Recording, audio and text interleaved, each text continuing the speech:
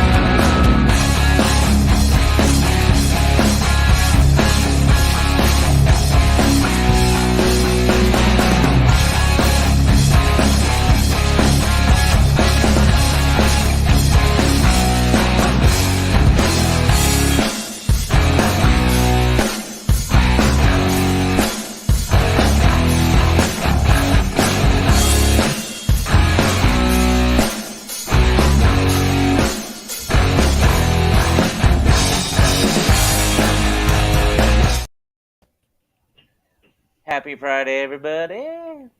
Hello, everyone. How are you, Dave? Sore, but I'll make her. Tore my rotator cuff and detached my bicep. That sounds painful just hearing it. Oh, it is. Taurus. I'm a Libra. I don't envy you. But no, my family's definitely been praying for you for healing and It's quick hard, but they told me stay in the sling as much as possible. You can see how much I'm doing that. It just knots everything up. Yes, Kathy, I was going to ask you about that. She says she loves her new job. Okay, I had to get back in the comment section there. Okay. Oh my gosh. Awesome. Awesome. I love it. I'm glad you love it. I am really, really happy, Kathy. Oh, thank you. I need to get CBD oil, Dina says. Probably so. Hey, I've heard a lot of good things. I've heard that too. I'm just hoping it's not going to require surgery. Right.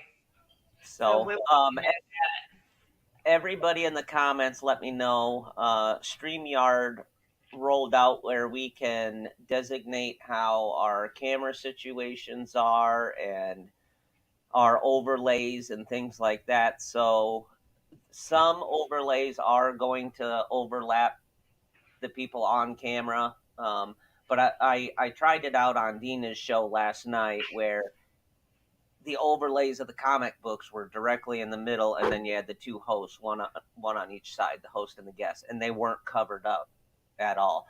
But some of them, due to the size, you're gonna have that. But we're gonna show you some of those, and Streamyard is also rolling out some more new stuff that's gonna be really great. So, like now, it looks like I'm looking away from Phoenix, but if I do this, it looks like I'm looking at you. So you mean you've been looking at me on all these shows and I thought you were just doing this to me the whole time? Yep. Yeah, whatever. I hear you. That really is what I thought. That's funny. So this is one of the new layouts here to give you guys an idea, so that most of the content's in the middle, and you guys can still see Phoenix and myself, which I have to move us back over again. There we go. You Boys can and their look away toys. from me. It's okay. Boys and their toys, I tell you. Yeah, I've been learning a lot about StreamYard that I didn't know, and I still know nothing because I didn't even know about all these layouts. So Yep. that's Yep. awesome. Oh, thank you, Dina. Thank you. I appreciate it. Yeah. And I agree that I think the positions look better too. Yeah, Yeah, it's much better. definitely. Yep. And I won't be up looking like I'm looking away from the camera anymore after, because if I'm able to do next week's show, I've got new equipment coming in. Totally gonna geek out on that. I got my new chair today, so Yeah, I'm she did. ready. She's moving up executive style. I am. I'm Okay, loving we've got a few things to cover. Just to let everybody know, um, we will have a live from the Haunting at the Mill Paracon that the God or the Shaman and Rex are at, for the Haunting at the Mill. And today is the first day of the Paracon. It's a Hagwood Historical Mill in Pickens, South Carolina. They got a lot of people down there. The demonologist Jeremy Leonard's there, Miranda Young. Guest speakers are Dr. Mary Barrett, Paranormal Research Institute, Austin Maynard, and Aaron Capital G. Thompson. Katie Stafford's there, Brandy Marie, AOP's there, Raven Paranormal. Um, it's just an all out awesome thing, and I can't wait for that to come down the pipe because it's going to be awesome. And I hear tales they're going to do an 8-day investigation after uh, the Paracons. So everybody stay tuned because I guarantee you I will get with Brandon and Rex and see if we can't get VIP access. Dina said Brandy had a family emergency. Well, definitely pray for her. Definitely. Mm. Yeah, definitely. Never good. So, as normal, I'm going to take a back seat once in a while and not feel the spotlight all the time. No. You're fading out, Dave. All right. There you are. That better? Yeah. Okay.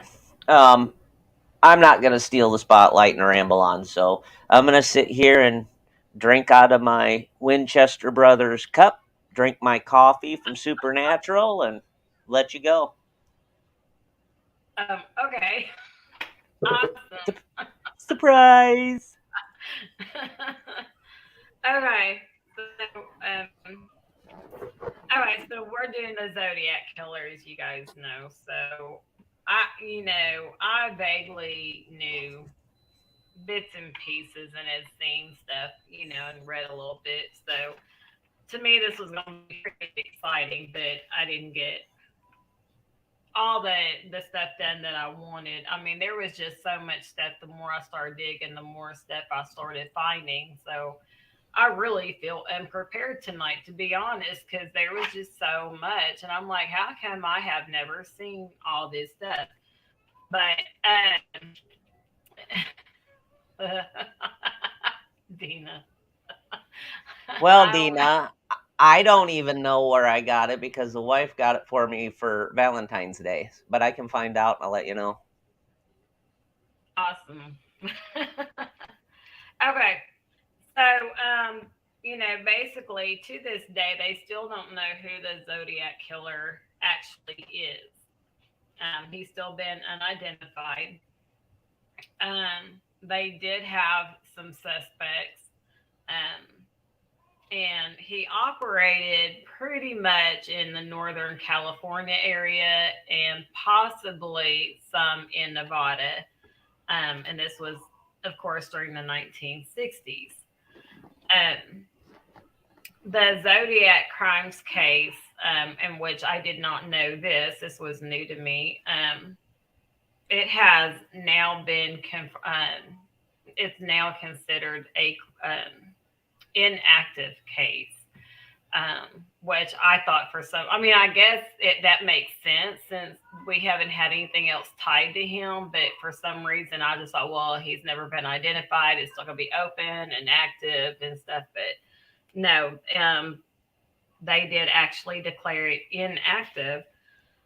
So anyway, I'm just rambling. Y'all forgive me. I'm exhausted. Um, but he had five confirmed killings.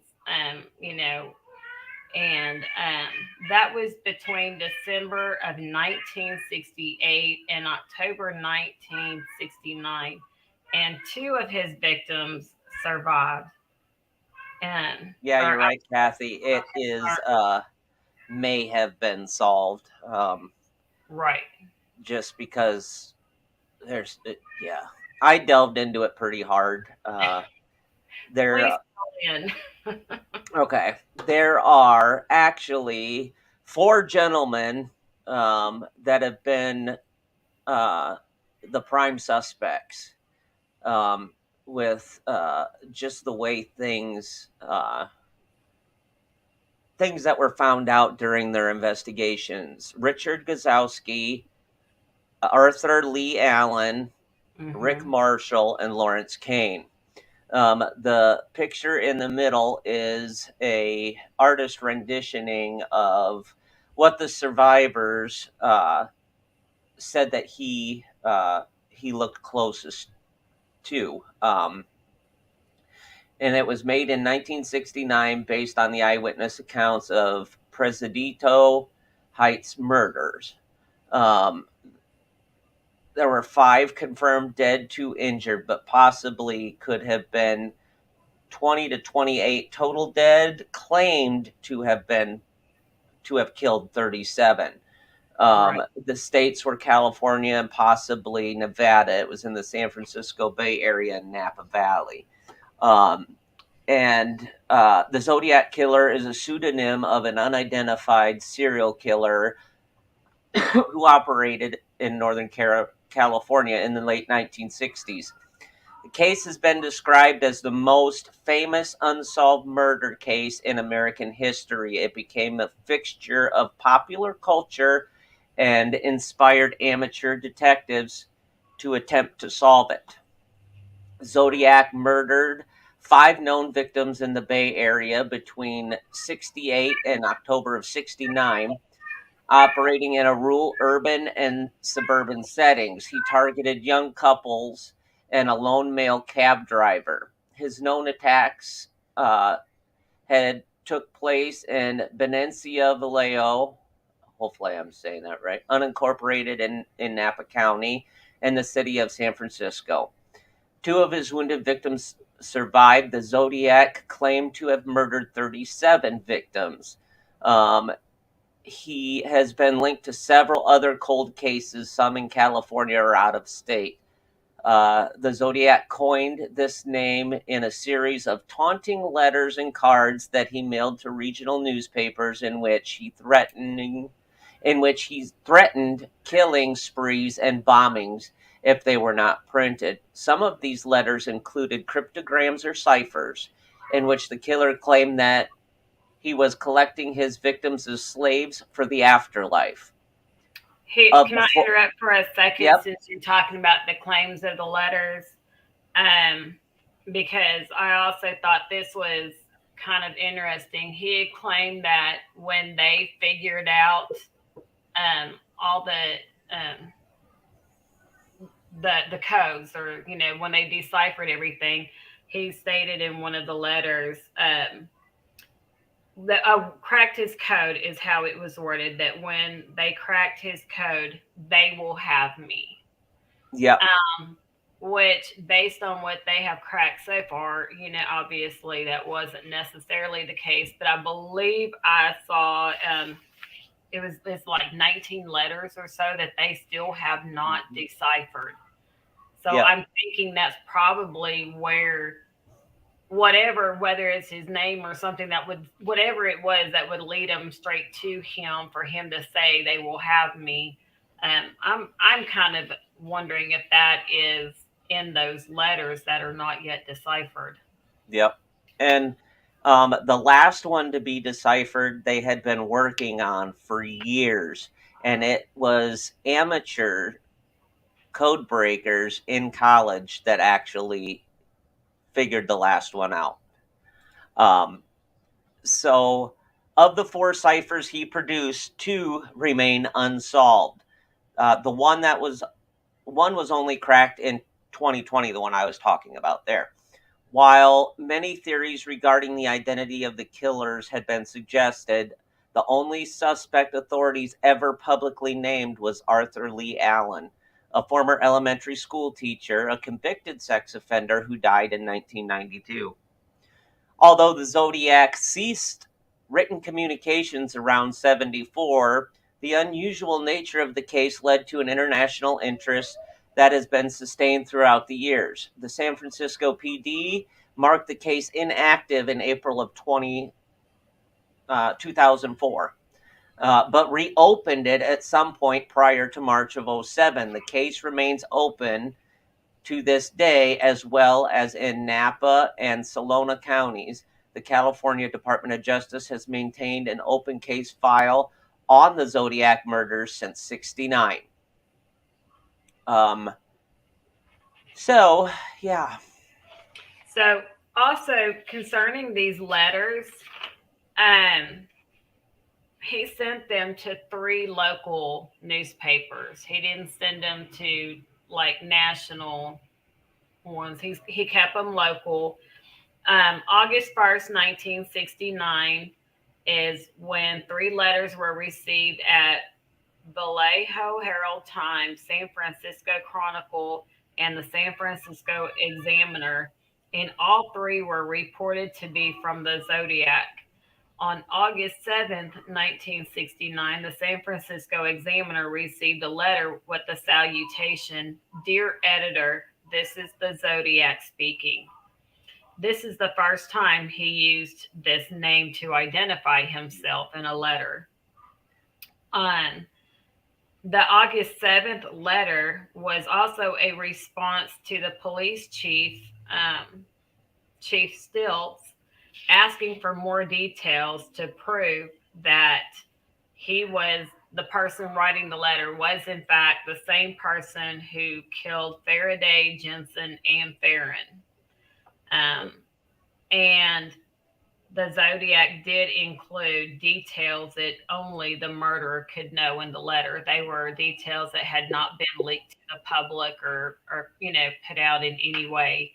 So the Zodiac, that's how they knew that it was in fact the Zodiac who killed these people and was writing the letters. And this is what his ciphers looked like. So this is what code they are trying to break. And some of them that they did break was, "Sorry, I haven't written, but I just washed my pen" type stuff that they're getting out of it, but it's not completely all of it. And it's the one that they did get out of it that was cracked was, "I hope you're having lots of fun trying to catch me. That wasn't me on the TV show," which brings up a point about me. "I'm not afraid of the gas chamber because it will send me to paradise all the sooner, because I now have enough slaves to work for me where everyone else has nothing when they reach paradise." So they are afraid of death. I am not afraid of death. I know that my new life is, and I got to get rid of the ticker so I can see it. I know what my new life is. Life will be easy one in paradise, death. And that's the one that they were able to crack. Wow. So of the 5 murders, there was David Faraday and Betty Lou Jensen. Faraday was 17, Benson was 16, were shot and killed in '68 on Lake Herman Road within the city limits of Valencia. And then Michael Maggio, 19, and Darlene Farron, 22, were shot on the 4th of July in 69 in Blue Rock Springs Park. Farron was pronounced dead on arrival at the hospital. Brian Hartnell, 20 years old, and Cecilia Shepard, 22, were stabbed September of 69 at Lake Berryessa in Napa County. Shep died as a result of her injuries a couple days later. And then Paul Stein, 29, was shot and killed in October of 69. So this is the two that were at the lake that were stabbed, and the gal actually died a few days later and succumbed to her injuries. Yeah. Paul Stein was a let me get to it. My notes here. I agree, Kathy. It's very sad. It is. And Paul Stein was the cab driver. And it says 2 weeks later, October 11th, 69, a white male passenger entered a cab driven by Paul Stein at the intersection of Mason and Gary Streets. I need to put that up. In Presidio Heights. For reasons unknown, Stein drove a block past Maple to Cherry Street. The passenger shot Stein once in the head with a 9mm handgun, took the driver's wallet and car keys, and tore away a section of his blood-stained shirt tail. 3 teenagers crossed the street at approximately 9:55 p.m., saw the incident, and phoned the police while the crime was still in progress. They observed a man wiping the cab down before walking away toward the Presidio, 1 block to the north. 2 blocks from the car scene, patrol officers Dan Folk and Eric Zelms responded to a call observing a white man walking along the sidewalk east of Jackson Street and stepping onto a stairway leading up to a front yard of one of the homes on the north side of the street. The encounter lasted only 5 to 10 seconds. Folk estimated the white male pedestrian to be 35 to 45 years old, 5 feet 10 inches tall, with a crew cut, similar to but slightly older and taller than the description provided by the teenagers who observed the killer in and out of Stein's cab. The teenagers described the subject to be 25 to 30 years old with a crew cut, standing approximately 5 feet 8 inches to 5 foot 9 inches tall. However, the police radio dispatcher had alerted officers to look out for a black suspect, so Folk and Zelms drove past the perpetrator without even stopping. The mix-up in descriptions remains unexplained. A search ensued, but no suspects were found. This was the last officially confirmed murder by the Zodiac killer. The Stein murder was initially believed to be a routine robbery that had escalated into a homicidal event. However, on October 13, the San Francisco Chronicle received a letter from the Zodiac that claimed credit for the killing and contained a torn section of Stein's bloody shirt to, quote, prove this fact. The 3 teen witnesses worked with police artists to prepare a composite sketch of Stein's killer. A few days later, the police artist returned, working with witnesses to prepare a second composite sketch. Detectives Bill Armstrong and Dave Tashi were assigned to the case. The San Francisco Police Department investigated an estimated 2,500 suspects over a period of years. This guy just is something else. And what he wrote on the door, Mm-hmm. by knife. This was written with permanent marker. It's got the Zodiac sign, the halo. It's got the 2 other killings before, or 3 other killings before that, and they were all by knife. And yeah, so he's taunting them.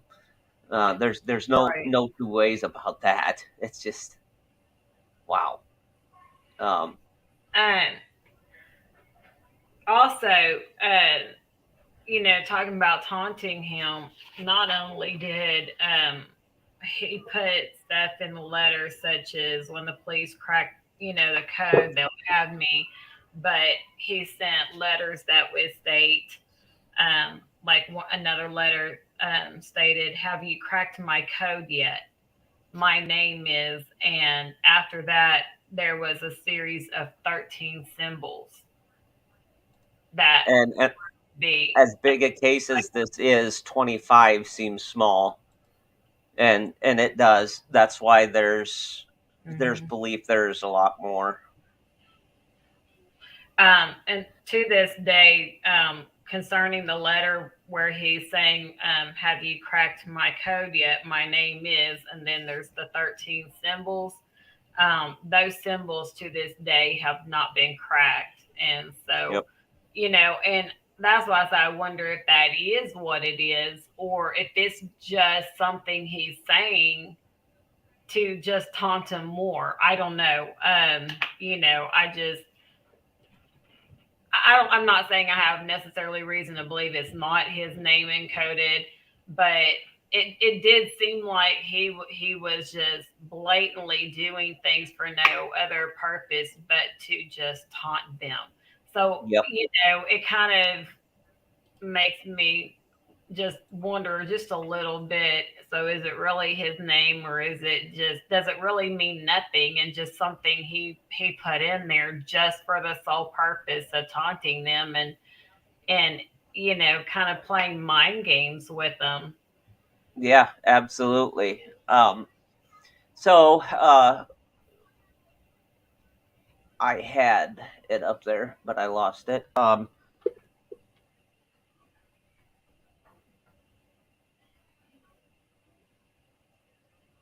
The guy that they think was the Zodiac, Arthur,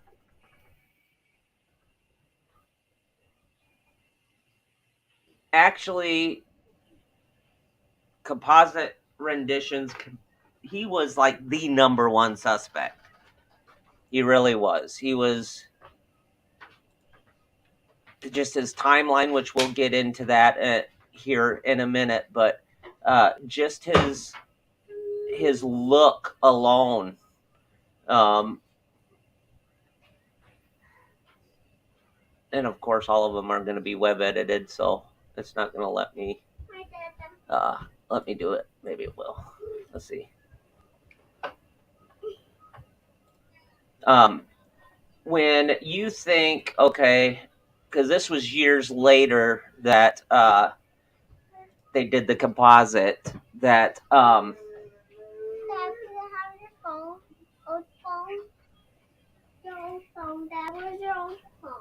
go ask mom.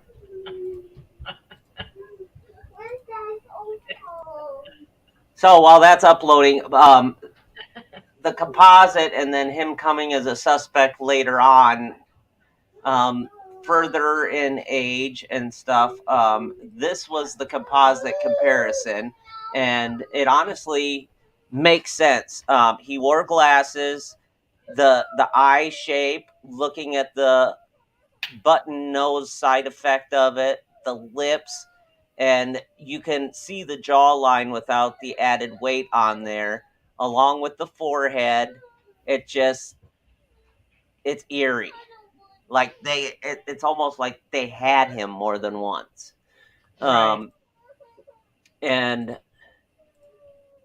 to give you a background on the 4 number one suspects, Arthur Lee Allen's connection to the Zodiac began in October of '66 when Sherry Jo Bates was stabbed to death at Riverside College in Riverside, California in the late November of 66. Two anonymous type Bates murder confessions later letters were mailed to the local police and newspaper. The typewriter was identified as being a royal number with either elite or pica type.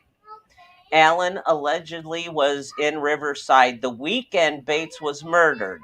The information placing Allen in Riverside was developed and found in 1971 by the VPD and California Police or California Department of Justice. Allen later hinted it was true, first claiming to have been in the area at the time, then telling police he was in nearby Pomona when he first heard of the Bates murder. He was not truthful with his description or whereabouts. Employed as an elementary school teacher in California's Calaveras County at the time of the Bates murder, by the time his employment ended in late March of 68, Allen used to use only one of the 19 available sick days. Allen was absent on November 1st of 1966. Initially, Allen attributed the absence to quote unquote school business. He was later charged with a sick day. Did Allen stay an extra day or two in Riverside gathering secondhand information to use as the anonymous confessions? Or did Allen actually kill Bates and caused him to miss work November 1st because of the facial wounds inflicted by his victim? Modern FBI profiles on serial killers usually say that during periods of activity, the killer will behave erratically, exhibit moodiness, drink or smoke more than usual, and miss work.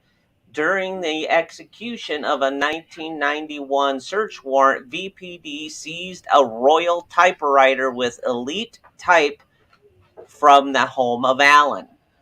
In late April of 67, 3 anonymous letters referring to Bates were mailed. In 70, Sherwood Morrill, head of the Question Documents section of California's Criminal Investigation Identification and Investigation Bureau, determined them to be the work of the Zodiac. Each contained double the necessary postage, a Zodiac trademark as well. 2 of the 3 letters were signed with an unusual symbol. Some believe the symbol resembles a sloppy Z. Others say it looks like a 32, the number 32. At the time Bates was killed, Allen was 32 years old, and his permanent residence was 32 Fresno Street. In 1970, Zodiac would create a cipher that contained exactly 32 symbols. At the approximate time the 3 letters were mailed, the desk was discovered on the RCC campus that had a morbid poem scratched into the surface, possibly referring to Bates' murder. In 1970, Morrill claimed the poem was definitely the work of the Zodiac, although other suspects believed the condition of the desk prevented authentication. The poem was signed R.H. The president of RCC at the time of the Bates murder was R.H. Bradshaw, a detail a stranger to the area probably would not have known. Bates' murder was initially mere local news, not to have gotten very much exposure to the Riverside area. If the Zodiac didn't actually kill Bates, which is a strong possibility, he had at least had enough knowledge of the crime to produce the anonymous confessions. A strong case can be made that the Zodiac had ties to the Riverside area. Allen certainly did. To date, as of today, even though it was an item, it was looking for even though it was an item they were looking for in the 91 search, BPD has not attempted matching Allen's typewriter to that anonymous confession yet. The Zodiac name, cross circles, symbols, ciphers, etc. According to his brother, Ron, Allen was given a Zodiac watch as a Christmas gift from their mother in 1967. The logo for the Zodiac, which is a circle cross symbol, is the same as eventually used by the Zodiac killer. I could see why they looked at this guy. I mean, he obviously lying to police left and right. His work history alone is astronomical. He was born in December 18th of 1933 in Honolulu, and raised back here, and graduated from Vallejo High School in 1950. From 1948 to 1957, he attended college, majoring in liberal arts, and in 1957, he got his degree. 1951 to 1952, he worked as a lifeguard. In 1953, he worked as a sailmaker in the shipyard. For 6 years, from 1954 to 1960, he attended Cal Poly State College, majoring in elementary education. He enlisted in the Army, or in the U.S. Navy, excuse me. And he, in June 15th of 1958, he was arrested by VPD for disturbing the peace as a result of an altercation with an acquaintance, but the charges were dismissed. In 1962, he was attempting to gain his teaching credential and was hired at Santa Rosa Elementary. He worked 2 summers as a psychiatric technician at the state hospital. In 1963, he taught at Travis Elementary, Travis Air Force Base. He was fired for having a loaded weapon in his car on school grounds. In 1964 to 1965, Allen was incapacitated with a severely lacerated leg, which resulted in a motorcycle accident, allegedly. 1966 to 1968, he taught at Valley Springs Elementary. His teaching career had ended when he was fired for molesting a student. In 1968, December of 1968, his mother Bernice gave him the Zodiac watch as a gift. In 1969, January of 1969, Allen allegedly confided in Don Cheney that he intended to kill couples at random, threaten school children in taunting letters to the police, and call himself the Zodiac. In April of 1964, living back with his parents, Allen was terminated from his part-time job as a gas station attendant. And in August of 1971, he was described by his former employer as being undependable with a drinking problem. Allen was said to have been, quote unquote, too interested in small girls. July of 1969, shortly after the murder of Darlene Ferrin, a relative of the victim informed investigators that Darlene had had a relationship with some sort of man named Lee. During 1969 and 1970 school year, Allen was employed part-time as a janitor at Elmer Cave Elementary. Mind you, he was fired in 1968.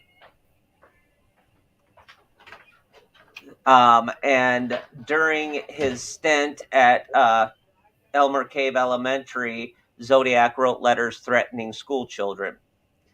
In 1969, Allen was questioned by Detective Lynch regarding the murder of Cecilia Shepard at the Lake Berryessa. It was unknown who turned Allen in as a suspect or why. Allen later admitted that when asked by Lynch where he was on September 27th of 69, Allen said, "I was going to go to Lake Berryessa, but I went up the coast instead." On the 10th of 69, Allen supposedly told Ralph Spinelli he would soon be going to San Francisco to kill a cabbie. In 1970 to 74, he went back to college for biological sciences. He completed all academic requirements in 74, but did not receive his degree until 81. During Allen's stint at Sonoma State, the Zodiac murders apparently just ceased. I wonder why. However, the Sonoma co-ed killings began. According to retired Special Agent Jim Silver of the California Department of Justice, if you mapped where the co-eds were last seen and where their bodies were later found, Allen's trailer would be directly in the center. Eventually, many other murders were suspected of being the work of the Zodiac. One investigator theorized that the Zodiac was choosing crime scenes to form a giant Z. March of 71, Allen's father died, and it would have been Darlene Farron's 24th birthday.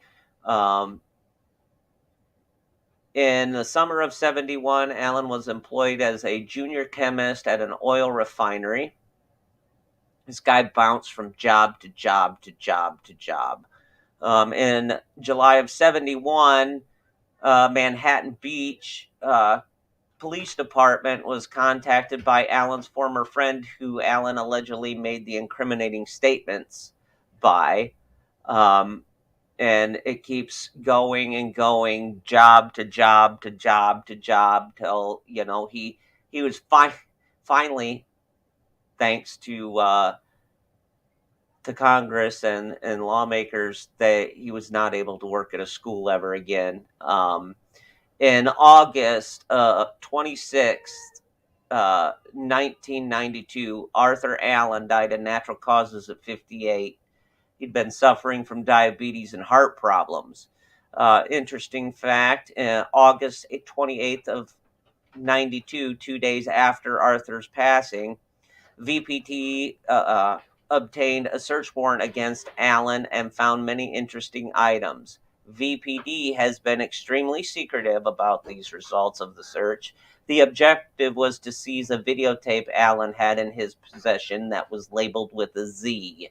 The exact contents of the video have never been revealed, although VPD has said there are no confessions.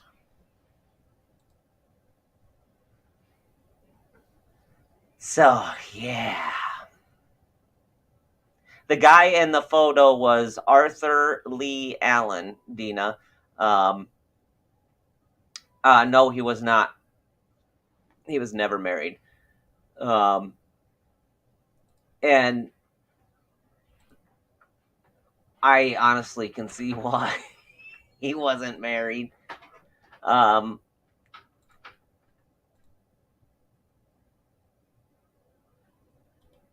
the guy that one of the other ones that they were looking at is honestly kind of looks like the Zodiac, but Bahala or Bahio Police Department, VPD. So this guy that they also looked at is Richard Gaikowski. And let this image kind of burn in your mind, the police renditioning of the sketch. And you can see why they questioned this guy right off the bat. I mean, he looks like it other than the nose. And again, when these were taken were later on. for the fact. But I mean, yeah, I could definitely see it. But yeah, that's Richard. Um, and he had honestly pretty much the exact same thing was going on with him as what was going on with Alan. And the thing is, usually I wait till the end of the show to do this to her, but I actually have voice recordings of Richard talking about Nancy Slover's identity, saying that Gaikowski is the Zodiac, and I have Richard talking about the Zodiac codes. So, yeah. Are you ready for that, Phoenix? I'll get that queued up. Okay. Ba, ba, ba, ba.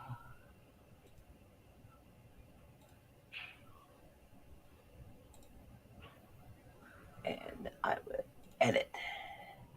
So here we go. First one, we're listening to Nancy Slover identify Gaikowski as the Zodiac, and I'm gonna put that photo back up there for you guys. And here we go. Hi, everybody. It's Nancy again. I'm back. I listened to the voice of Richard. I felt shocked and deja vu. In my opinion, he was the same person who I listened to in July of 1969, or twin. So that's the guy without a doubt, or it has to be his twin. Like, you can't pinpoint. You can't pinpoint that and be like, oh, okay, yeah. Oh man. So now we get to listen to Richard actually talking about the Zodiac's codes. The whole thing about a code, you got to remember also, once until a code is broken, you have never any way of knowing whether it's a real code or whether it's just a fake code. Well, what's that mean? Oh, it just means that sometimes, like the military and all of that, sometimes you would send garbled messages that meant absolutely nothing, so that you get the enemy to spend all their time trying to break the code. Yeah. What if the one codes they found were, honestly, that's why they can't break it, is because they're fake. It's just, and Dina, there's not a lot of background information known about his parents to know if it was actually an abusive situation or stuff like that. So that honestly is chalked up to speculation. But this guy does what everybody does, and I keep telling everybody when police are investigating and they find out 99.9% of the time the perpetrator interjects themselves into the investigation, trying to milk what evidence they have and knowledge so they can stay one step ahead. They always interject themselves into the investigation, and he had done this multiple times, saying he was an expert. He would help him out. Yeah, it was weird. The other thing that I found oddly interesting is Carol, who's Paul's sister, recognized Gaikowski as having attended the cabbie's funeral. And he said he had, when he was asked by police who Paul Stein was, he had no clue. Why are you going to his funeral? it makes no sense. In articles that he published in 69, Gaikowski had a habit of shortening his last name to 4 letters and used multiple spellings such as Gike or Gaik. Increasingly, Gyke can clearly be seen in the Zodiac's 3-part cipher mailed on the 31st of July of 69, which, what's more, how Zodiac chose the code decipher phonetically gives you Gaikowski's full last name. Every time the Zodiac wrote his only letter, or every time, at the very time, the Zodiac wrote his only letter to Valero Times Herald, Gaikowski's best friend Bob worked at that very newspaper. So when they tell you that they cracked that one code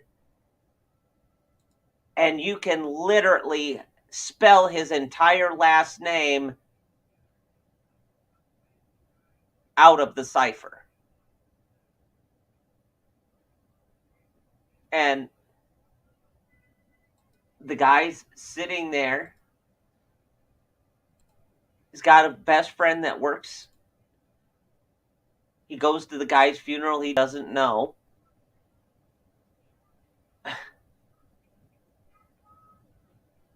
Interjecting himself into the investigation, that having your voice identified, I mean, I could see somebody going, okay, it's a rendering of artist rendering. Okay. Yeah, I could see where they get it from. But when you have someone sitting there telling you, okay, I seen this guy go to the funeral of a guy that he doesn't know. His name's, they found out, spelled out 100% in the first of the 3-part cipher. He was in the exact area when the murders took place, but he said, oh, I was planning on going there, but I ended up going up to the coast instead. And then you turn around and also find out that Gyke is in all of the threatening letters. It's way, way, way too convenient. One of the other 4 subjects, which I don't have a mugshot for at all, was Lawrence Klein from Brooklyn. He had a lengthy rap sheet dating back to the 1940s. And in 69, during the peak of the Zodiac's activity, Kane would have been, Kane would go by Larry Kane. Kane was 45 years old, stood 5'9", weighed approximately 160 pounds. And this is going to get Kathy going. I can hear it now. His astrological sign is a Taurus. As a result of massive brain damage from a 92 auto accident, he was allegedly diagnosed by a psychologist in 65 as losing the ability to control self-gratification. He was arrested in Redwood City in 68. The arrest was 4 months before the Zodiac Bay Area murders on December of 68. And he died in 2010 in Reno, Nevada. That's all we know about him. They didn't really get much out of him at all. The ones that were the main suspects of these 4 that they went off of was Richard Gaikowski, Arthur Lee Allen, and then Richard Marshall. And Rick, or Richard Marshall, he went by 2 different names for unknown reasons. His father was a conductor on the Santa Fe Railroad. His mother, a stay-at-home wife. At age 18, he joins the Navy. In the early 40s, he was living in Roswell, but using a birth date of 1923. He took a job with Boeing in the mid-50s. In the mid-60s, Marshall briefly lived in Riverside, California, in the Bay Area. Over the next 4 decades, Marshall lived in San Francisco until finally moved to a care facility in Sacramento, where he died from issues caused by Parkinson's. During the Zodiac crimes of 68 and 69, he worked at a San Francisco silent movie theater called The Avenue. Marshall's 25th birthday, the Zodiac killer mailed a letter to Los Angeles Times newspaper. Marshall was living in 74, was also living in Marin County, operating another silent movie theater. In 2001, Marshall emailed police, becoming the first Zodiac suspect to ever reach out and contact police that we are aware of voluntarily. Marshall was upset over the rather trivial detail that he had read, and police described that his 1974 residence as a warehouse, but according to Marshall, it was actually an industrial building for taking care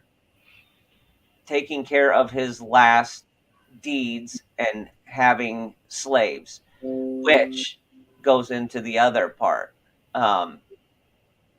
So in July of 2008, a tip was received by a woman that worked at a facility in Sacramento. She said that Marshall was a patient where she had worked and that he had spoken of the Zodiac case. She found him extremely suspicious and was not sure what to do. Thinking Marshall might finally be ready to talk due to his advanced age and deteriorating health, sources at the sheriff's office were contacted. Originally investigated Marshall back in the 70s, the two detectives made the trek to San Francisco and made the determination that Marshall was likely not the Zodiac killer. No DNA was performed, so I still think he's a viable suspect. I think they just gave him the peace of mind that, hey,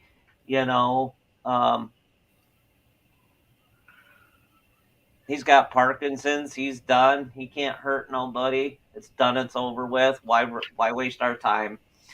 Hold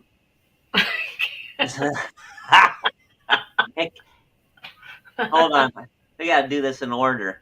It can't be him. No silly serial killer have been born in May. And then she prints a retraction. I love it. She gets me going. Oh, man. But of the four, Gaikowski and Allen are absolutely the top.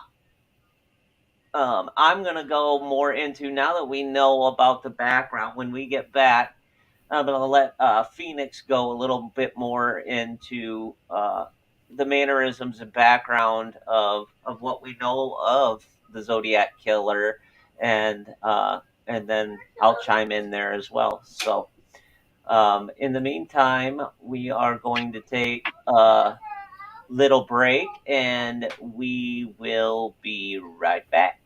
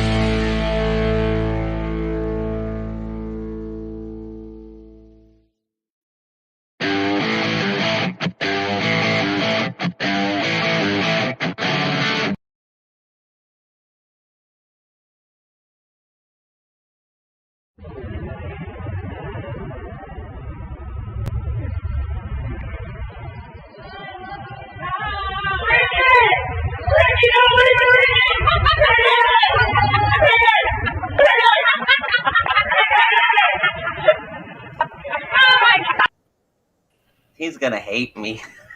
I was gonna say, Brandon, it is not me. I mean, yes, I'm laughing at the video, but this is all Dave. I'm gonna let you answer this one. There's a reason.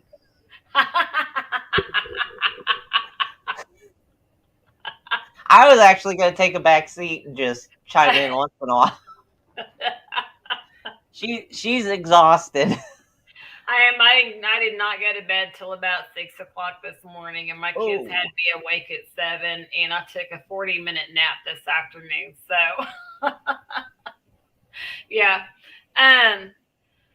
But I kind of wanted to. I know you kind of wanted me to go over some background, but I wanted to also cover something because you were on the subject of suspects, and I'm trying to find. I think I just lost it. There was a group in 2021 who claimed to have cracked the code and identified the Zodiac as well. Now, to be honest, I have not read anything about this man that tells me he fits the profile quite like some of the ones that Dave talked about. But give me 1 second. I'm trying to pull him up. Okay. So in 2021, a group of cold case investigators announced that based on this man's past, and they post a picture of him next to the same drawing Dave has up, the sketch of the Zodiac. They have that same picture next to this man's picture right before he died, plus a younger picture of him. And they're saying he matches the sketch quite a bit as well. I saw that as well. Yeah, his name is Gary Francis Post. Now, where Dave was giving you guys like a lot of circumstantial stuff that just, after a while, it's so much that you're kind of like, this is an awful lot, where it grabs your attention and you have to look at it, because it's just so much to just be coincidental. And this guy, I just wasn't really seeing it. But I wanted to still mention it because Dave was talking about trying to crack it. I've got an image coming for you here in a second. Okay, thank you. So like I said, I just thought it was worth kind of mentioning and throwing out there that there is a group claiming to have deciphered this. That's Gary Post. Yes, and they're saying that even his scars match the scars that were put on the sketch that witnesses had identified when they were giving his description as having certain scars. And they're saying that this man here, Mr. Post, has the same exact scars. Yep.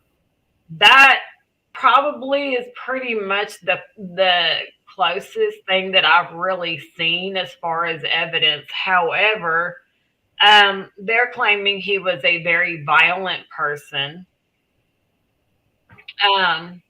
that he was very abusive to his wife and other people, that he led a posse.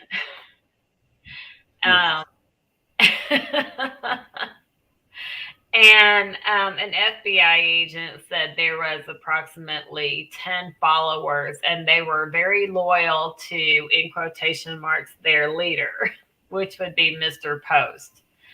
I don't know really how that would tie into the Zodiac, because we haven't really seen anything that states the Zodiac was operating as a group. It appears that he was a lone individual. Right. And, I've had neighbors that I hate to say it, but I really wanted nothing to do with them. I did not think they were great people, and I was okay to stay in my area and them stay in theirs. But that's what he looked like before he died. Yes. Yes. And but however, in me saying that, that didn't mean that I thought they were a serial killer. Right. So, some of this is a little bit of a stretch. However, you know, we do see in a lot of the serial cases, some of them do come from very abusive backgrounds and Mhm. they're abusive people. Aside from just the murders they commit, they're just abusive people. And then you have people that a lot of them blend right in as normal, upstanding citizens that you would never think would even get a speeding ticket, and then you find out, there's some crazy serial killer. So, you But know, there is also an interesting fact that I ran into with Gary Francis Paste is he's an Air Force veteran who led a very, very violent gang in California. right. Um, and the police, how he became part of the whole thing is they claim to have found evidence linking Paste to the 66 murder of Sherry Joe Bates in Riverside. Hmm. Um, he was a house painter, started out. That's what Paste did. After Bates' murder, police found a broken, paint splattered wristwatch at the scene that they determined had been purchased and can only be purchased at a military base. And this was when he would have been in the Air Force. So there's a lot of stuff that disconnects him from the Zodiac, but there is enough to connect him as the Zodiac. But go back to our Holmes case, guys. Look at how much of a labyrinth of evidence. And you guys heard Jeff. Every turn he took just turned into something else. No matter, it just took him down a different path, and then would lead Right. right back to something else. This guy was also in a league with Holmes himself. He was a master manipulator. He taunted police. I mean, newspapers. Honestly, I'm surprised one of them wasn't the Hearst Corporation. I got to be honest with you. When I was reading about the newspapers and I'm scrolling to get to the names of them, I almost half expected to see something with the Hearst newspaper. And when I didn't, there was part of me that was almost like, what? Yeah, I know it. But you got to remember, this guy, he liked toying with people's minds. And who knows if we'll ever see the last two ciphers ever fixed. I mean, or cracked. Well, they could be the actual ones that need to be cracked, but there's only one mind that Isn't knows that what, where the code is, and I am I guarantee time's confused? running out. Dana has a question too, but it maybe I was confused because I thought that's what these people were saying they cracked. Am Yep, I wrong and on that? yeah, because when I went onto the FBI database and I was searching what they know about the case as of date, because they update everything every day, and that's 90% of where I get my photos of crime scenes and stuff like that. When they come on here, I can get Right. autopsies and stuff like that. And literally, some of these are like 9,000 pages, so it takes a while to get through some of it. But I'd rather get it from there than, I'm sorry, go on Google and find some journalistic regurgitating vomit that people believe is fact when it's actually Right. someone's point of view. Dina, to give you that answer, I will read. Oh yeah, turn the ticker off again so that we can see it. But I will read you the one that they did crack in 2020. I hope you are having lots of fun trying to catch me. That wasn't me on the TV show, which brings me to a point. I'm not afraid of the gas chamber. because it will send me to paradise all the sooner, because now I have enough slaves to do my work for me, where everyone else has nothing when they reach paradise. So they are afraid of death. I am not afraid, because I know that my life will be an easy one in paradise. Death. The Zodiac, was under the assumption he was collecting servants or slaves by committing these murders. Right. Yeah, it wasn't in reference to any racial No, thing. not at all. He was using the term slaves as in the people that he's killing in the afterlife are going to be his slaves and Yep. basically do for him. Yep. Which is, I mean, that's kind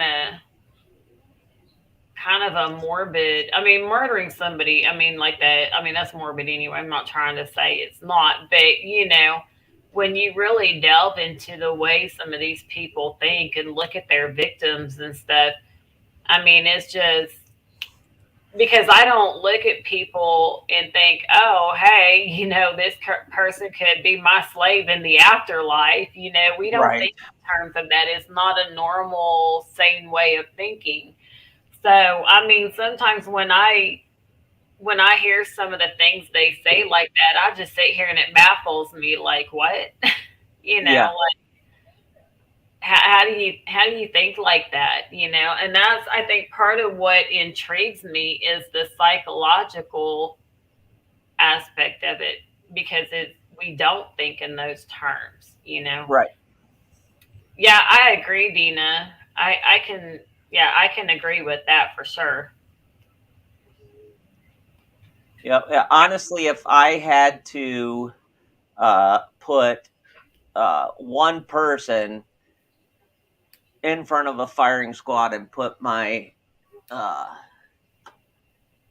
name on his death certificate, it would honestly be Arthur Lee Allen. He fits it to a T. The only thing is they have nothing physical to tie him to it. Right. Just his Which is, mannerisms. I'm sorry, Dave. No, just his mannerisms, the way he conducted himself, and all that.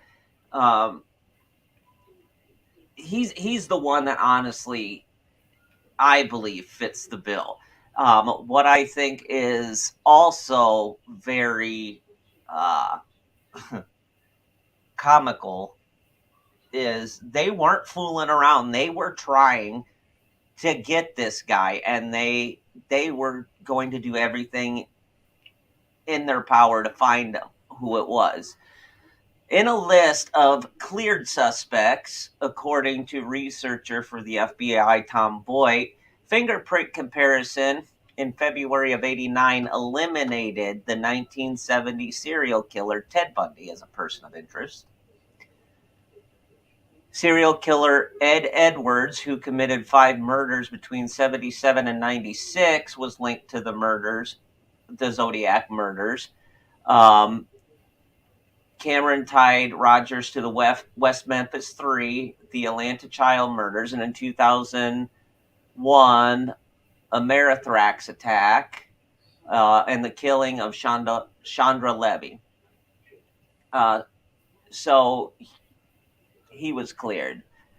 Ted Kaczynski was a domestic terrorist and mathematician known as the Unabomber.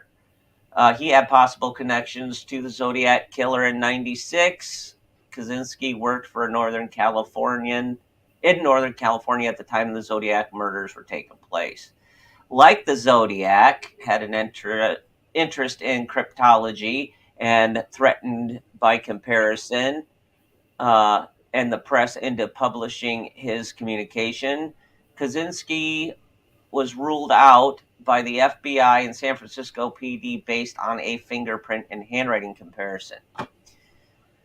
And this one does not honestly surprise me, but I could see it. The Manson family, following the capture of Charles and his murderous cult in '70, report by the California Bureau of Criminal Identification and Investigation stated that all male members of the Manson family have been investigated and eliminated.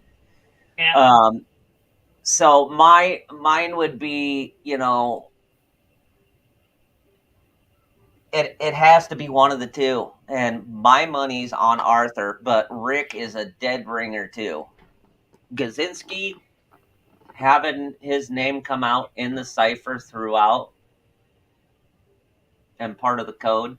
And, it's going to be hard for them to honestly crack it if it doesn't crack soon, because all of these guys are on borrowed time that are still alive. And there's not very many that are suspects that are still alive. Right. Yeah. And it's interesting that, you say, the men in the Manson family, because I'm sorry for laughing when you said that, but I was like, yeah, I think any common sense, we know that's probably not the case. Yeah.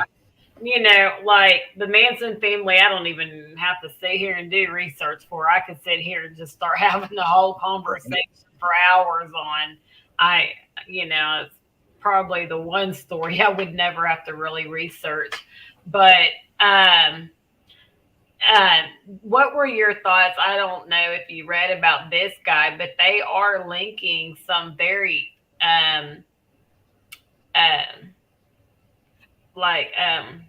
what's the word I'm looking for? It's circumstantial stuff, I guess. But his name was William McDuff Andrew.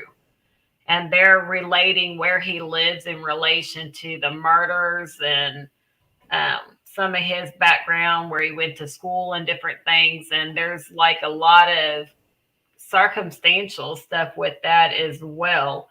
Now somebody came out saying they're calling it the Mac theory. Yeah. And I have to say, there is some circumstantial evidence, but it still doesn't seem to be quite as much as, what you're giving there.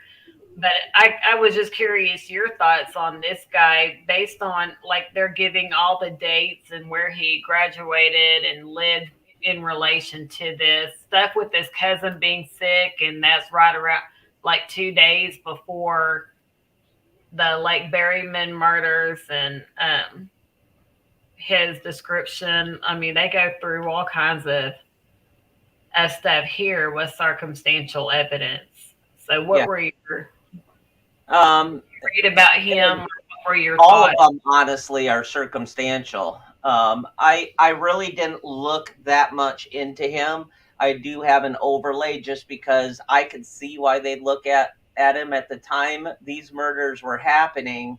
This is what his photo looked like, his class photo, in relation to the police sketch artist. My issue with that is, one, the ears. Yeah. And the broader jawline. It's not nearly as prominent. Right.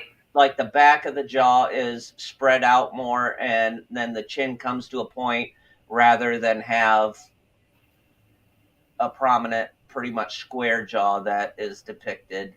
And the way it looks on the sketch, he might have a lazy eye on the right side, and I don't see that in his.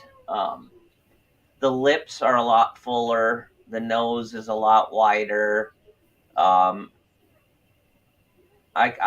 could see it. It's just there's too many facial features there that could be mistaken by a witness. There's just too many. Right.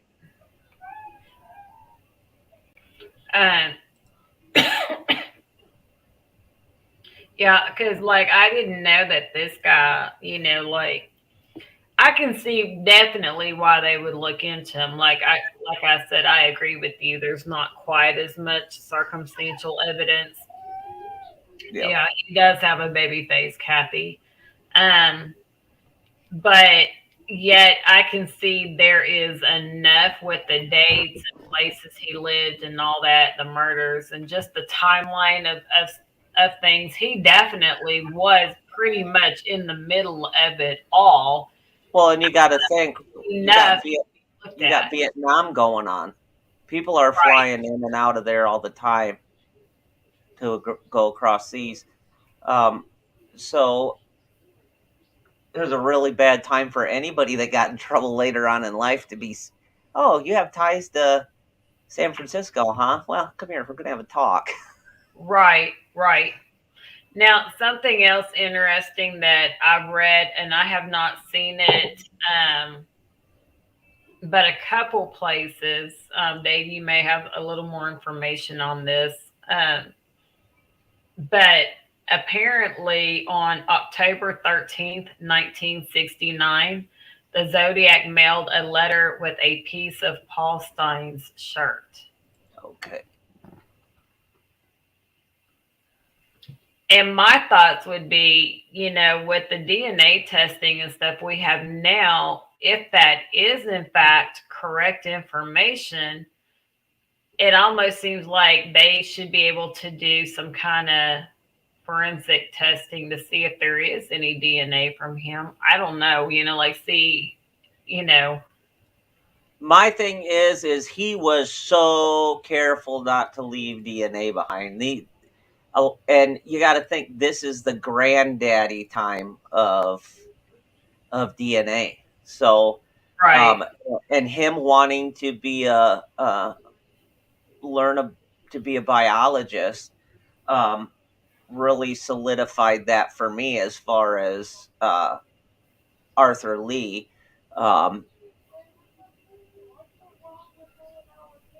But yeah, I don't know what the letter said. I didn't get into it that far, but I did get the piece and where they actually matched it up to the evidence, and it actually is Okay. Paul's shirt. Okay. That's what I had not been able Dude, to. the textile pattern, the dyes match, the pattern matches to the size of the shirt. And That's yeah, pretty. Yeah. Dina asked, have they ran those codes through a computer? And then Kathy had a question. I don't know if I might have been reading something when you answered it, but I don't know if you did. So I don't want to skip over it either. Yeah. So put a scar on my. I'm always talking about the one below where she said that's the guy that carried around the cipher book, lost it, and got another. I didn't catch if we caught that or not. I just saw it, and so I wanted to make sure. I honestly I don't know, but what I'm wondering is they're doing all the research to try and figure out how to crack this code, but if the guy that made it up has the only key reference, the only thing we could do is speculate, take from here and there, and try and piece it in, and then play Wheel of Fortune and try and figure out what the word is supposed to say with the missing letters gone. And if the guy that has the key is still alive, or one of his descendants has it and doesn't even know it, either way, time's running out, to catch the guy. And it's going to be one of those scenarios where 20, 30 years from now, we catch the guy because we finally find the code. Well, he's dead. Yeah, we get, everybody gets closure, but at the same time, he didn't get his punishment. He did in the afterlife, but he didn't here. Right. Yes, Dina, they have repeatedly tried to run the codes through the computer. They actually created the software at the FBI and CIA around trying to get a computer to chew on this and get these codes broken. That is now the most of the software that they use to break codes today. But alas, they still cannot crack it. and it sucks. I feel Yeah. bad for the victims and their family, um, and that they have no closure. Um, that part I find terribly sad.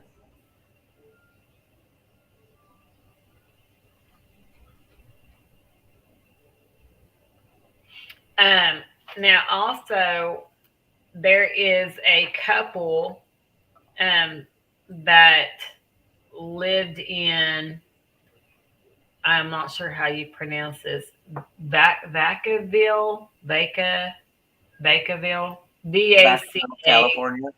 Vacaville. Yep, Okay. Vacaville. And this was October 1974. But there is a couple who claims to have received a letter containing baseball tickets from someone claiming to be the Zodiac. Yep, That would be creepy. that would really Out be and open my mailbox and see baseball tickets, and they're saying it's from the Zodiac. Yeah, no, I'd be like, I gotta move, change my name. I'm out. See ya. Not doing it. Mm-mm. They came up with a guy named Mackeyes. Um, Ma- they came up with the name Macy's. That guy. oh, Macy. Okay, I pronounced it wrong. Okay. Yep, and that one Yeah. was one they are looking into yet. Like I said, they had 2,500 suspects that they interviewed. Could you imagine being the detectives on this case?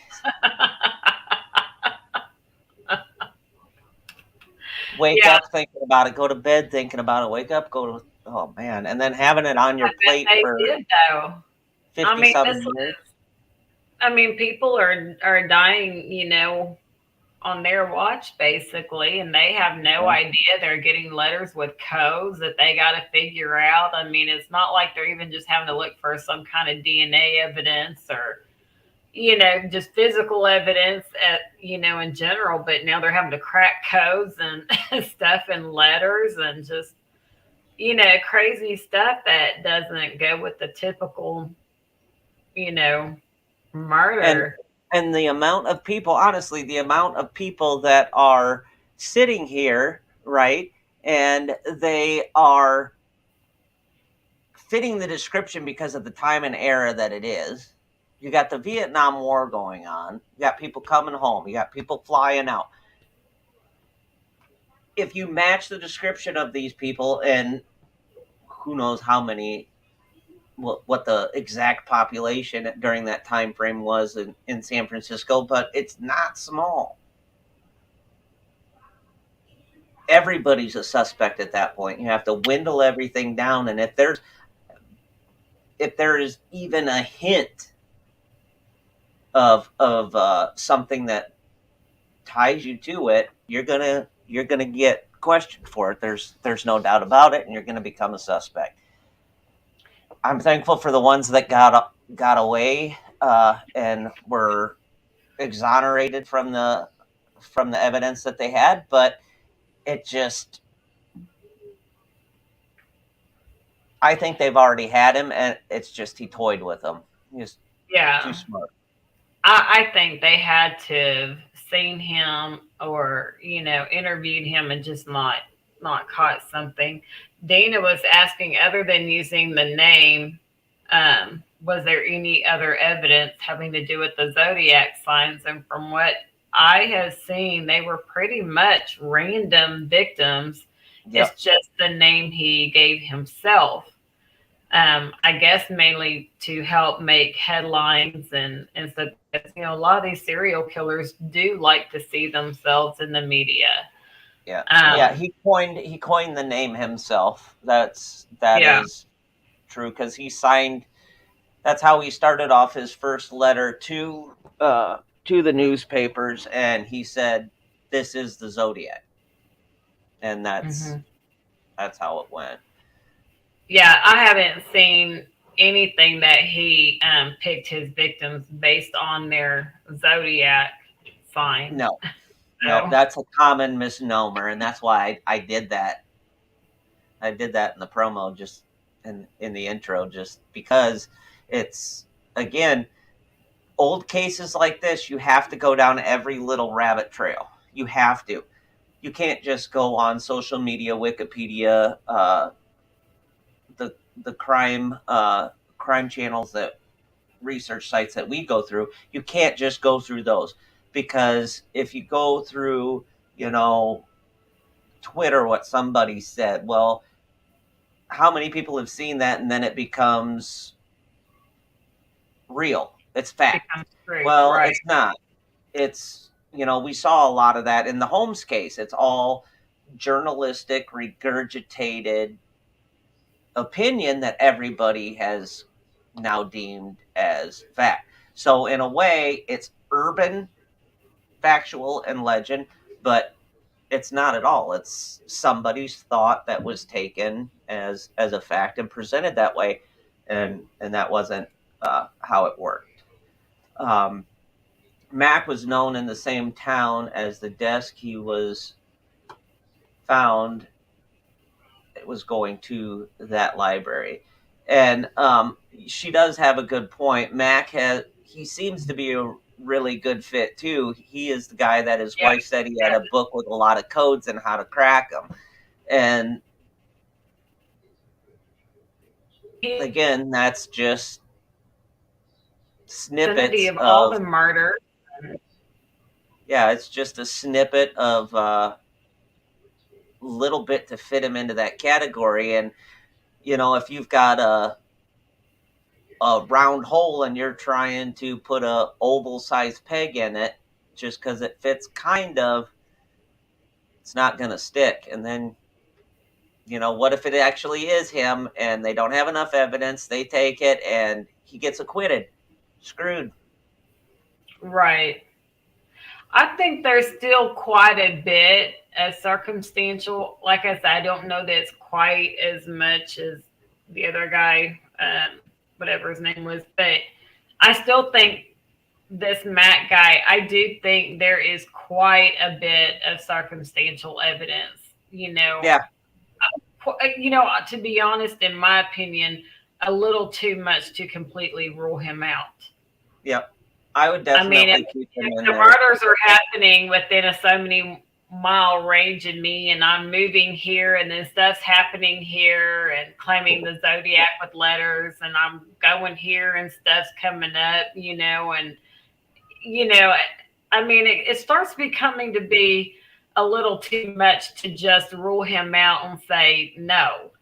Um, but I think that's part of the problem is because there are a few suspects that really have too much circumstantial evidence to rule them out. And we only have 2 eyewitnesses and 2 that survived. We're going off 4 people saying what this guy looked like. Okay, now this, me, devil's advocate, Right. Boston. Is it a coincidence that all of these people that they think, out of 2,500, we have 5 or 6? Paste's one of them, and Paste had a violent gang, has an organizational following. What if they were drones? What if they were sent out in a specific manner, set up by Paste, how it was going to happen, how it was going to come down? And they were the generals of the situation, and they could have been, quote unquote, prove yourself killings as far as a gang, your initiation. I thought about that too. I took that little rabbit hole and went down there. What if it actually was? Because look at how random they were. Most serial killers had a type, they had a motive, they had a reason, something. And the Zodiac, to me, it was more randomized. It was more about causing terror and threatening and stuff like that. I honestly, that's what I believe. I think they were generals working under Paste, and maybe Paste was one that actually did it, but who knows? I'm sure they looked at that, but maybe they haven't. Maybe they'll watch a podcast, and that's what's going to crack this thing wide open. You don't know. There's a lot of podcasts on cold cases and true crime that somebody's thought process, and it was stated on air, have solved murders. Kathy, are you referring to the Poste guy? I'm not sure how you pronounce it. Is that who you're referring to when you say he lived in walking distance? Or are you talking about the Mac guy? I think it was Mac that. Is that okay? That's Yeah. Okay. Yes. That's what I thought, but I didn't want to just assume. I know it takes a little bit to type it out and get it to post, and by the time it shows up, we might be moving on a little bit, which is what I assumed happened, but I didn't want to just run with that. But yeah, that's what I was saying. When you look through the timeline of everything, I mean, including when he moved, the neighbors that got the letter with the baseball tickets and stuff, he had just moved right, what was it, across the street or next door or something like that. And then shortly after, they get a letter claiming to be from the Zodiac. And I mean, when you go through it all, I'm out. I'm moving. There's a lot there. Man, no way. I'll be calling the police saying, look, I know there probably isn't DNA, but you need to check, because, like, I'm not feeling safe.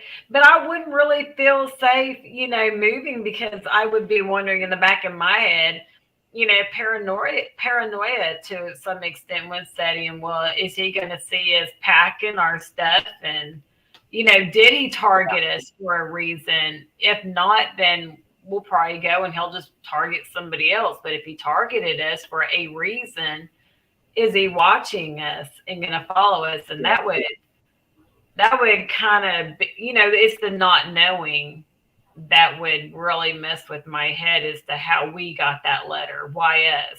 Out of everybody, were we picked for a reason, or was it just a random box? Oh, here, this one looks good. I agree, Penny. I agree. I'd be moving to, I'd become British. Yeah. I'd be British. Right. Oh. I may not even take my stuff. I might see that letter and be like, look, we're going to pretend to go to the grocery store, but we're not coming back. We're just going to keep. Yep, we're out. We're not dealing with this. I mean, there's no coincidence that every one of those guys had some feature on their face that matched the sketch rendering. All of these guys were in their area at the exact same time. And then you got Paste that comes out, and he's a violent street gang runner. He's the top crime boss, and he better not call himself the Godfather either. Yeah, and then you have all of these other guys. They're all there. They're all there at the same time, and these guys actually, there's some part of them that fits the description. I honestly think that's what it was.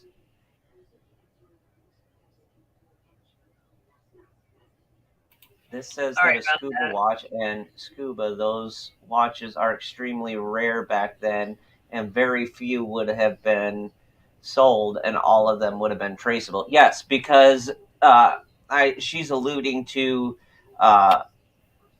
the one that was the house painter and was tied to the murder of the girl, the first murder, because they found a broken watch that could only be purchased on military grounds, and he was in the Navy.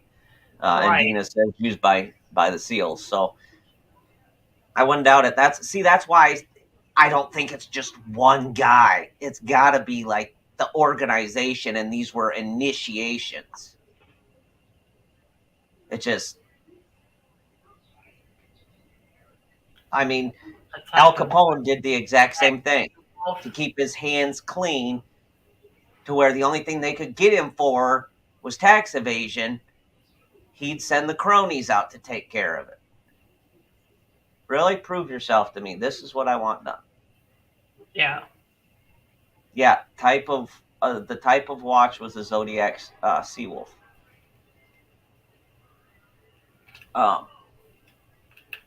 So, I mean, what do you guys think in the comments? We got 8 people in there watching. What do you guys think? Could it have been an initiation part of a gang? I mean, we're talking a short period of time. This is what would have been when Poste was setting up his organization. He was running a street gang at the time.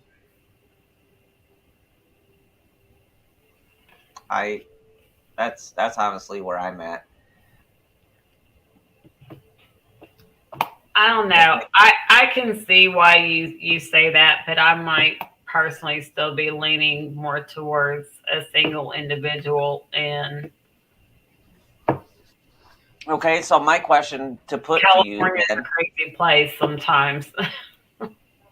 serial killers usually stick to one method, right? That's true. The stabbing did throw me off. I will say that the stabbing part really did throw me off. The using the 9mm threw me off. I don't see it because it was the stabbings first. Yeah. And usually, you stick to it. Holmes was a surgical cutter. Jack the Ripper, you're still not gonna. I know Holmes was Jack, so he stuck to it. Right. But that's why the stabbings threw me off, because you had stabbings and then you had shootings. It wasn't the same. So that's why I thought there was more. It kind of threw me off, Yeah. Now, what I might think in terms of multiple people is maybe there was a Zodiac and somebody else who got a wild hair up their backside and decided to somewhat be a copycat, but, and that might be why you see, the difference there. I don't know. Because there are so many theories. Yeah. And a lot of people that really could fit the bill, to where it could be an individual, and it could be exactly like you're saying, just that little group that they were talking about, that little posse.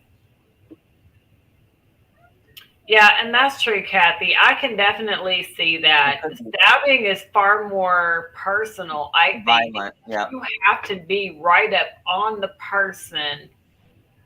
Physically didn't wear a gun, you can kind of feel like you're distancing yourself a little bit more. I think it'd be harder for me to stab somebody because of how close you absolutely have to be to do it, versus shooting someone.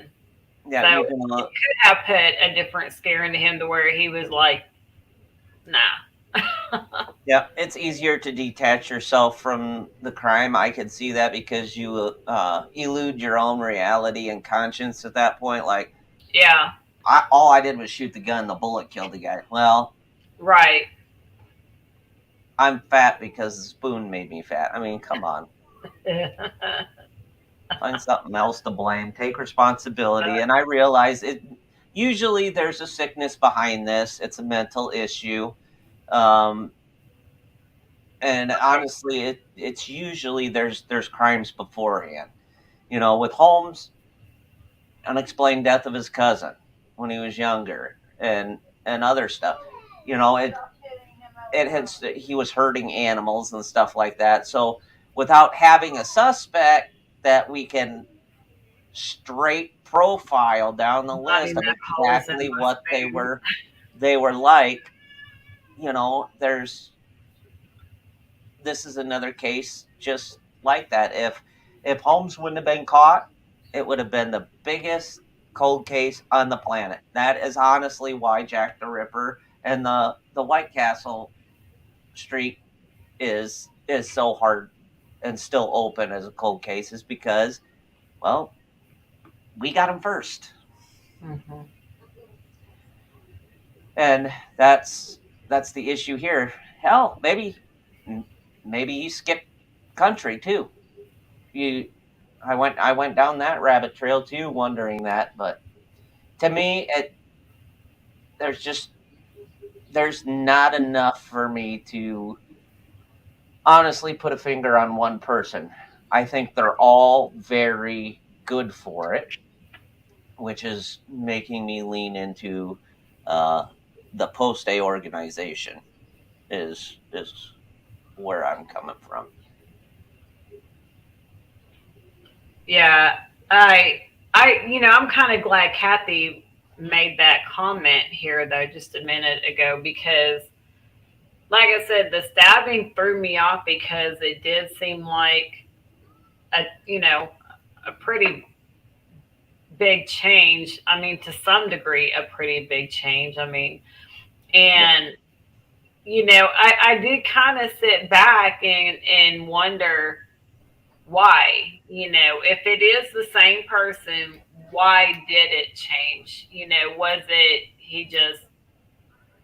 it was just opportunity and he just happened to have a knife on him that particular night or what? But when she said that, I was like, that makes sense. I can really, really see that. So Kathy, thank you, because that actually kind of put it into a little bit more perspective of something that made it makes more sense to me. So yeah. Well, what? But, the hold on, I'm sorry, Dave. I just cut you off. I'm sorry. Oh, you're The, okay. you're asking were any of the suspects a Navy SEAL? The post guy was a veteran. Yep, but they do not, as of October 6th of 2021. They have uh, not put together whether any of them were actually a SEAL.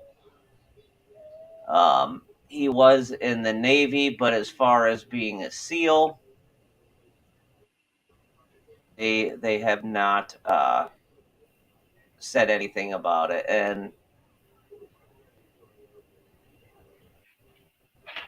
other than the mark on his forehead is the only thing, honestly, in being there at the time. Um, Yeah, I really didn't see anything with that post guy that would really make and me doubt Penny him a whole lot. Penny said, "Is there anything about his family life, mom, dad, to make him this way?" Um, if you mean as far as the suspects that we know they had eyes for, um, it really did not go into a lot of that that I've been able to find. But in a situation such as this, there is usually uh, violence in the home, history of hurting animals, things like that. That's notoriously that's what is around the smoke around what is a notorious serial killer. Um, the hurting animals, especially unexplained deaths while they were in their teenage years, stuff like that, and so a lot of the upbringing and the mental health issues going unchecked, and the violence towards animals is definitely what you look out for when you're researching cases, and keep a mind's eye out for, definitely, especially when it comes to people like Holmes. He just didn't decide to do it. It had been going on for years Hmm. since he was a boy. So Yeah, and it seemed like it was an escalation, from animals and things to people. But Yeah, the post guy, I just didn't see too much that would really, I mean, to No. look at him, maybe talk to him, but beyond that and really take him as a serious suspect, I just didn't see too much for him. Although he is definitely one, Dina, that would match your question as far as just him being a veteran. Mm-hmm. Yeah. It's interesting, I'm one of those people. I know these cases are old, um, but like for, H.H. Holmes and Jack the Ripper, I mean, I was just floored, after everything, we were delving into and stuff. And I'm pretty positive he's Jack the Ripper. And I'm not trying to get into that. I know that's not the show tonight. But for me, it's like, there's people like me who still want the answers. We still want to know. We don't want the cases just left sitting open. We want closure to them. And Yeah. then I think, I mean, I understand how old the case is. This one's not like it was yesterday either, but there are relatives, there's descendants and relatives, who can have answers to what happened, to their relatives who were murdered, who did it, and have some kind of closure. Even for the Zodiac, the relatives, the family that is here, they know they're Mm-hmm. victims of the Zodiac, but who is that? That doesn't really, I think in terms of me being the surviving family, which I have been, I want answers, and Right. that's just kind of how I look at these cases is, I want answers. And he did. Poste had a huge criminal posse around him at all times, and they did in match it up. When was this printed? November 25th of 2020 or 2022. There are 10 people on the suspect of the Zodiac's list that were in his posse. So I'm going to send you this link because that actually is a game changer. So that. Yeah, and it was reported that these people, the 10 people, were reportedly very, very loyal to him. Yep. It wasn't like some little fly by the night, or fly by the seat of your pants kind of thing. It was, they were reportedly very serious about it and extremely loyal. And as far as Navy, I can't find anything. I'll get back on the evidence, the public evidence database, and see if I can find any of that. Who knows? It might be hush hush at this point too. Yeah. Especially with that new guy, and I mean that was not even 6 months ago. That was released that they had tied 10 people to Gary Francis's posse were suspects for the killings of the Zodiac. So yeah, that's interesting. Yeah, Dave, this link you sent me was the same one I was looking at. Yep. Yeah. Yeah, it was a pretty interesting link. Paul Alfred Dorr belonged to Mensa, a puzzle-solving community requiring a minimum IQ of 132.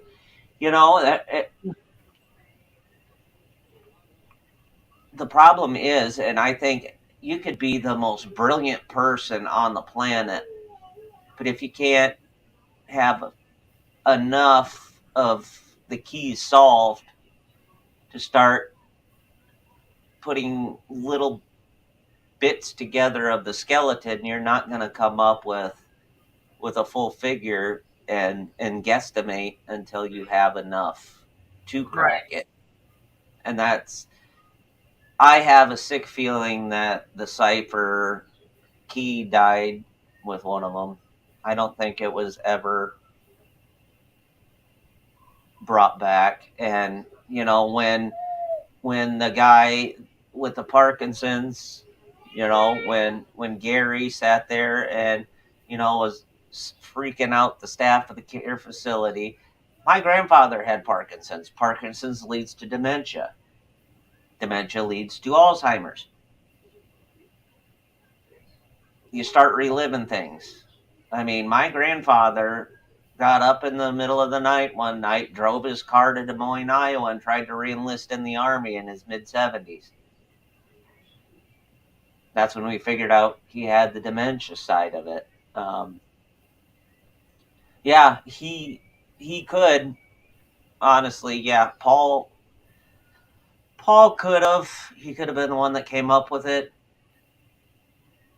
I'm pretty sure if the police found the cipher key, it would have came out. That's not something they're gonna want to keep quiet. They're gonna crack and bust that wide open. There's no doubt. So, well, guys, I don't know. We might have to do a rerun next week because I've got the celebration of life for the wife's grandmother on Saturday, so I'll be traveling Friday. Providing I am able to go back to work, I'm hoping. Yeah.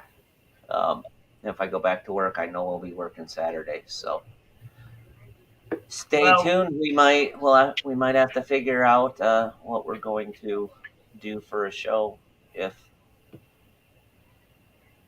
I am still home at that point. So love you guys. Love you in the comments. We're on. Yeah. Love you guys in the comments. You guys honestly do a good job. And it's great to hear other people's side of it and kind of have that round table discussion, so to speak. Right. And that, thank you, Kathy. And yeah, I was going to say the same thing, Dave. We're all praying for your family. Thank you. And when people get on and we have the round table discussion like this and they actually challenge the thoughts, and they make the show, we'd be sitting here talking to each other. Mm-hmm. So in reality, I like that, guys, and that, so. And I appreciate you guys bearing with me tonight. I know I'm a little off tonight. I'll be back on top of everything next time. I'm gonna be honest, part of me just wanted to go to bed and crash, and I was like, no, I can't do it. I was messaging someone and talking about how tired I was, and I said, no, as soon as I get on, I'm gonna get my second wind and I'm gonna be good to get through it. But I know I've been a little off. I appreciate you guys just bearing with me, and trust me, the next show, whether it's next week or the week after, I'll be on top of it again. But I appreciate you guys. It was great. And, y'all help give perspective, because there's times that some things seem so common sense to be an answer. And I'm sitting here like, no, well, why this? Why that? And then like Kathy's coming, oh yeah, okay, duh. Yeah. That kind of makes sense. Of like, how did I not think of that? It seems like such a common sense answer, but that's part of what I love about this is everybody sharing info and their thoughts and ideas, and that's what makes it enjoyable. And I love being on here. I really do.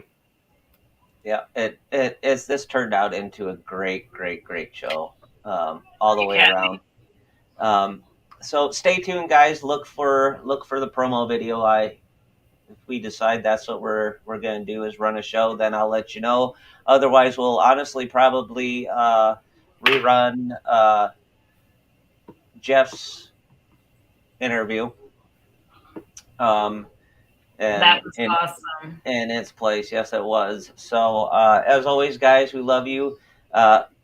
Look at the bigger picture. Look outside, behind the frame, and get a clear view. And no rabbit trail is too small to go down, and no piece of evidence is more important than the other. I mean, small things have been discovered to bust cases and solve them. So keep your eyes peeled. Good night.